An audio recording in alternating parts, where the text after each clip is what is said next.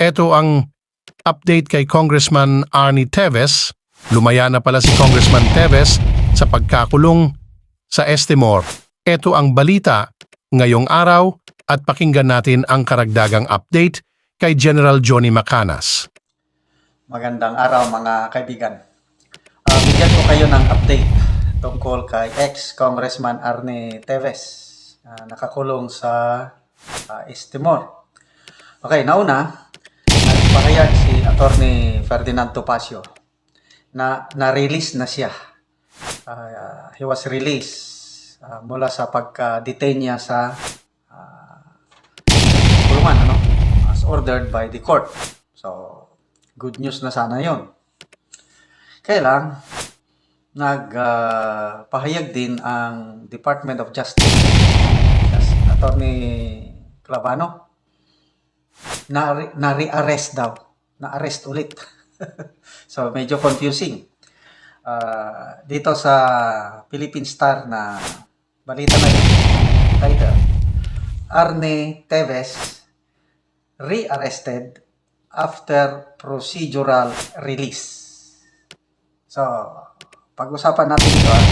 So, una, sabi ni Attorney Topacio, na-release siya from detention dahil sa mayroong missteps o mayroong kakulangan, mayroong kapalpakan ang Philippine government sa kanyang request to extradite him. So, hindi na naipaliwanag ano yung missteps.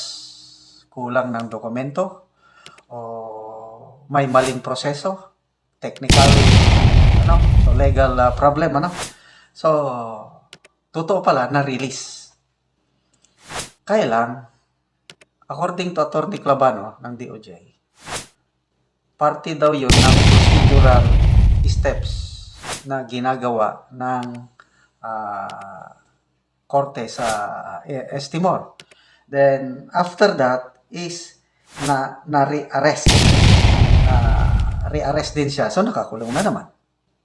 So, hinihintay natin ang pahayag ni Attorney Topacio kung ano ba talaga. Na-re-arrest pa? Kasi maraming nakikisimpatya kay ex-Congressman Teves. Karamihan dyan, yung mga followers o yung mga supporters ni DJ Bantag, nakikita nila na parehas ang kalagayan ni DJ Bantag at saka ni ex-Congressman Teves. So, kaya marami ang nag-abang. So, natuwa ako nung nalaman ko na nakalaya na siya. Only to find out na na-release. So, sana, the earliest possible time, magbigay ng pahayag si Attorney Topacio, i-confirm niya kung na-re-arrest. Okay, ang tanong ngayon, ano yung ito, medyo nagreklamo, ito yung statement ni Attorney Clavano, the release and subsequent re-arrest of former congressman from prison to the Policia Nacional of Timor-Leste is part of the country's policy. The department was able to submit all requirements ahead of time and in a manner fully compliant with Timor-Leste's law. So, kompleto man daw ang dokumento. Okay, dagdag ng DOJ. His release and subsequent re-arrest should not be taken as hindrance to the process, but simply a part of it. We appreciate the steps currently being undertaken by the Timor-Leste government to remove him from their territory, and we eagerly anticipate his return to the Philippines so that he can face the multiple murder charges. Statement lang ito. Ngayon, tinanong, please clarify what part of Timor-Leste's processes involve the release and re-arrest of a person. Up to now, wala pang sagot. Bitin. Kasi ako, nagtaka rin ako, naguguluhan din ako, nako-confuse.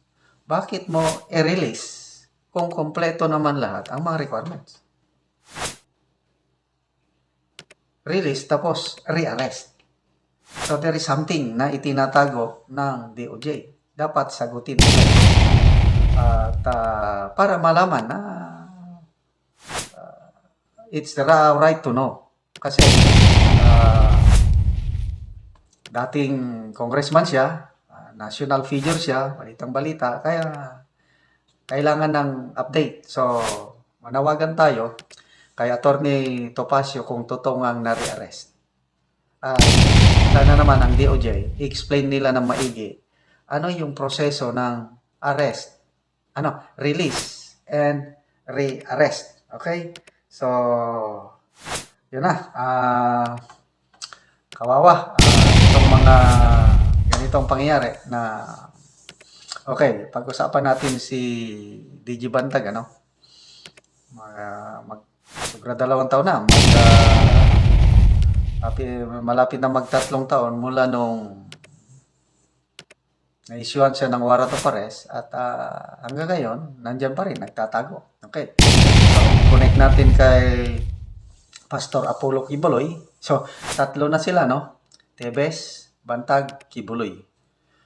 Baka pang-4 na dito si Tatay Digong kung lalabas yung arrest warrant ng ICC at mag-cooperate ang administrasyong ito.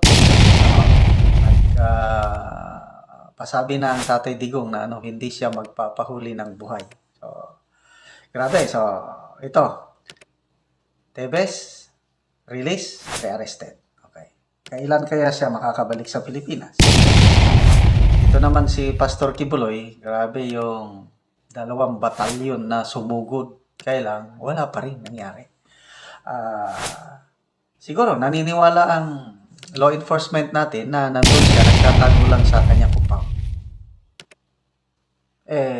Yan ang mahirap. Kung doon lang siya nagtatago, bakit hindi nila mahanap? So, kailang yung question doon is, bakit sobrang dami ng with helicopter pa, drones pa? Isa lang ang ibig sabihin nito, kulang sila ng intelligence. Kasi kung walang mag-pinpoint, mayroon na bang mayroon na bang pabuya, mayroon na bang reward money? Parang wala pa, But kahit may reward money siguro, kung mahirapan kasi habang nandyan siya sa Davao City, maraming nagmamahal kay PRRD, maraming nagmamahal kay Pastor Kibuloy. Mahirapan ang ating law enforcement agencies sa paghuli sa nagtatagong pastor. Yun ang basa ko yan. The same thing with DG Bantag. Kung saan man siya ngayon, hindi ko alam. Kung dyan lang sa Cordillera, 99.9% ang mga kababayan niyang Igorot, Cordillerans, walang magsasabi kung saan siya nagtatago. Hirap na hirap ang ating law enforcement sa paghuli, paghanap sa kanya. So, yun po, kawawa. Naawa ako dito kay DG Bantag. Dahil